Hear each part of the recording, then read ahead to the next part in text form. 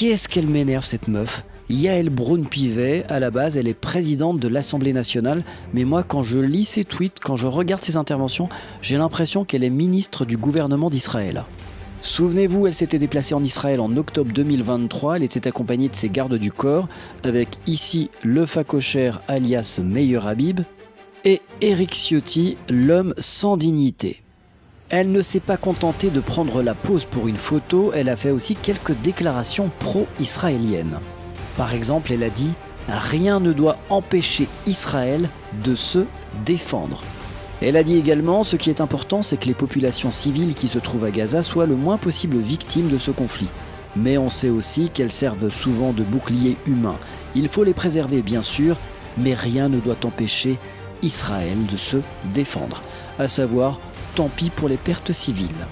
Fortement critiquée, elle avait dû faire une autre déclaration en expliquant qu'elle était favorable à une solution à 2 États. Je vous lis son tweet du 14 janvier 2024. Asseyez-vous, vous n'êtes pas prêts.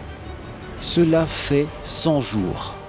Honnêtement, quand j'ai lu le début, je me suis dit « Ouais, c'est fou, elle parle de Gaza ». 100 jours que plus d'une centaine d'enfants, de femmes et d'hommes sont toujours retenus en otage par le Hamas. 100 jours depuis l'horreur du 7 octobre. 100 jours en enfer.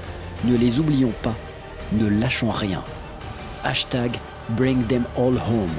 Et j'ai regardé sur son compte Twitter, il n'y a pas un seul mot, une seule ligne pour Gaza. Et pourtant, qu'est-ce qu'on avait reproché à Karim Benzema? De ne parler que des civils de Gaza et de ne pas parler des civils d'Israël. Yael Braun-Pivet, vous choisissez votre camp et ce mot n'est pas antisémite. Qu'elle parle des otages israéliens détenus à Gaza, c'est tout à fait normal. Mais pourquoi ne pas parler des civils de Gaza? Surtout qu'Israël a été accusé par l'Afrique du Sud de génocide. Yael Braun-Pivet, tu as oublié de rajouter dans ton tweet 100 jours de guerre, 24 000 morts à Gaza, dont 70% de femmes et d'enfants. La plupart du temps, ce sont des civils.